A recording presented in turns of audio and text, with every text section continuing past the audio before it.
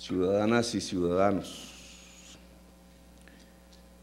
Creo que no pertenezco a las huestes de la palabra escrita, sino de la palabra dicha, y por tanto voy a decir algunas cosas.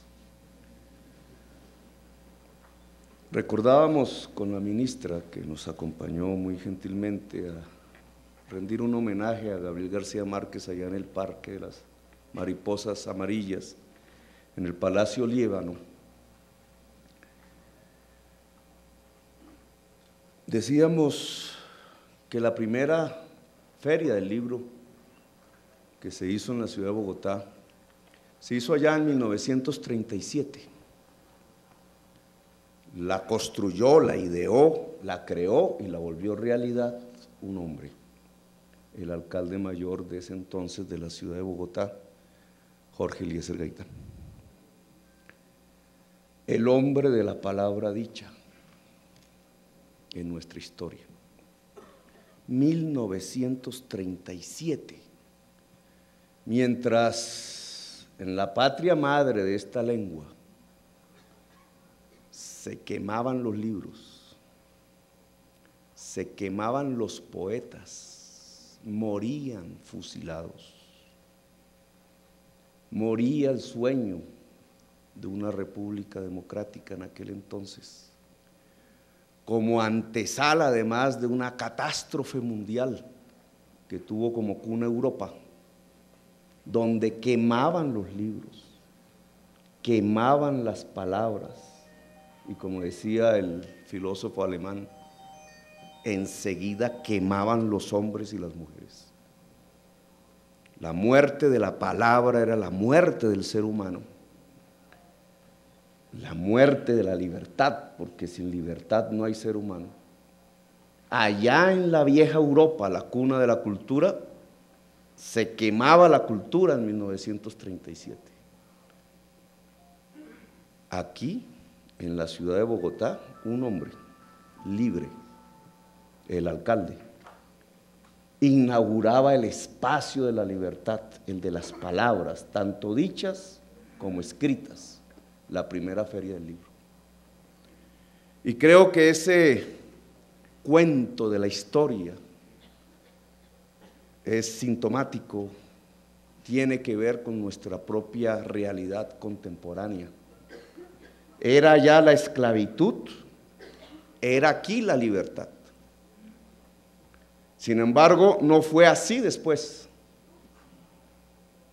El alcalde de la libertad, de las palabras, de la primera feria del libro, no solo fue destituido, sino que fue asesinado.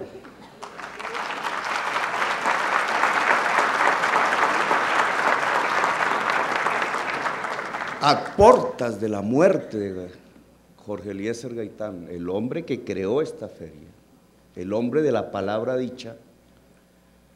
1945, balcón frío de la plaza principal de Zipaquirá, un muchachito recién salido de su colegio, que hoy se llama presidente del Liceo Municipal La Salle, donde yo estudié, público, y que me gustaría que usted recogiera para volverlo el gran colegio de las artes de Colombia.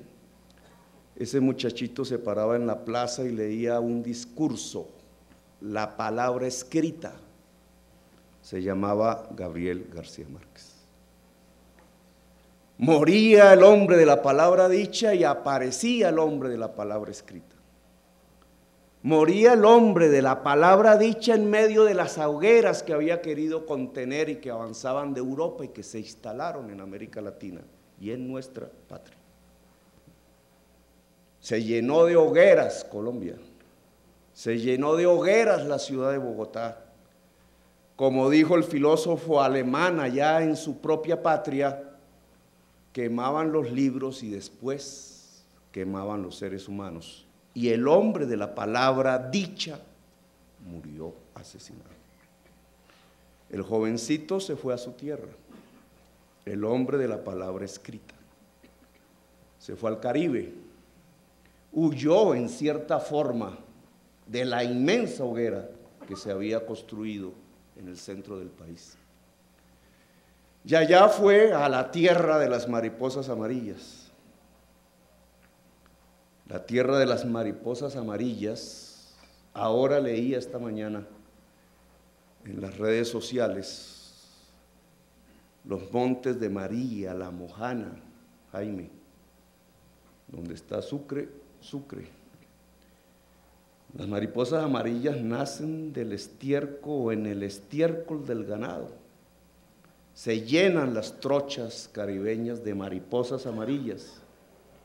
Esta mañana leía una historia, la historia de los muchachos que vendían arepas de chepacorina en el Carmen de Bolívar. Chepacorina es un invento italiano. La culinaria italiana se articuló al Caribe colombiano en una región específica que con el maíz del trópico y el queso del ganado del Sinú se mezclaba en un invento que se llamó la arepa de chepacorina. Las chepacorinas las comen los turistas cuando van del río Sinú hacia Cartagena.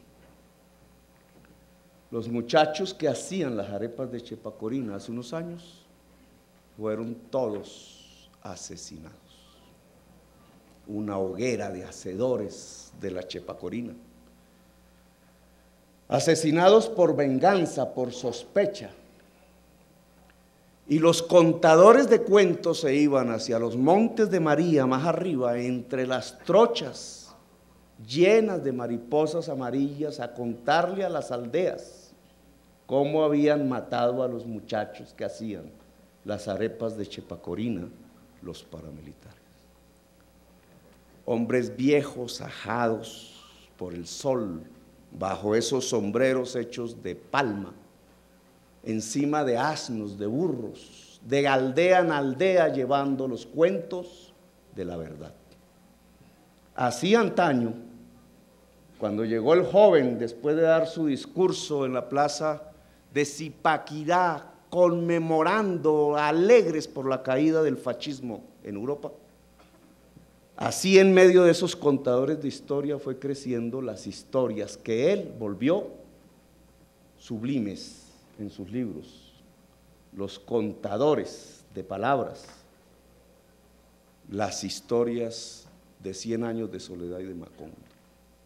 Contador de verdades a través de las palabras mágicas del Caribe, el hombre de las mariposas amarillas, el hombre de la palabra escrita. Y decíamos en aquel entonces con la ministra,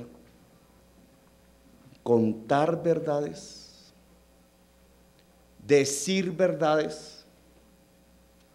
Los griegos le pusieron un nombre a eso, la parresía. Sócrates es el más famoso, no el único. Decir verdades, contar verdades, decían los griegos, trae un efecto. O el poder le hace caso a la verdad, o el contador de verdades cae o en el ostracismo o en la muerte. Jorge Eliezer Gaitán, contador de verdades. Gabriel García Márquez, contador de verdades. El uno de la palabra dicha, el otro de la palabra escrita. ¿Cómo puede resumirse la historia de Colombia solamente en estos dos nombres? Nuestra tensión violenta entre la verdad y la hoguera, entre la palabra y la muerte, entre la libertad y el totalitarismo.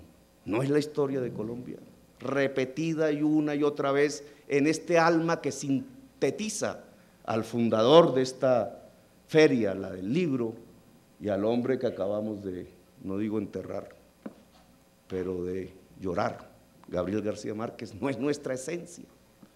Esa tensión inmensa entre la palabra y quien quiere quemar la palabra.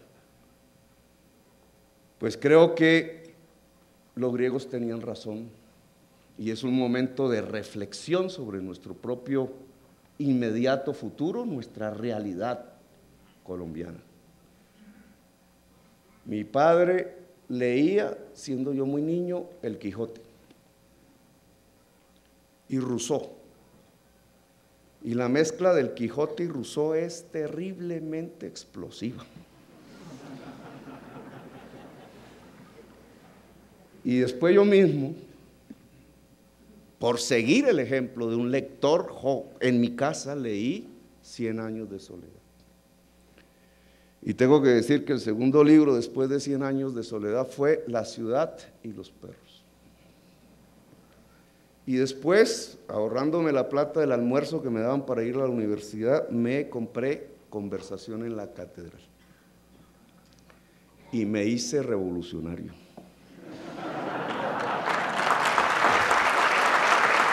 Las palabras. Así que usted, Mario Vargas Llosa, es un poco culpable. Pero las palabras se dicen, se escriben y van de boca en boca como aquellos viejos hombres contadores de historias y generan efectos que en el fondo no son más que los efectos de la construcción de la libertad. Y por eso siempre, antes que quemar a los hombres, queman a los libros.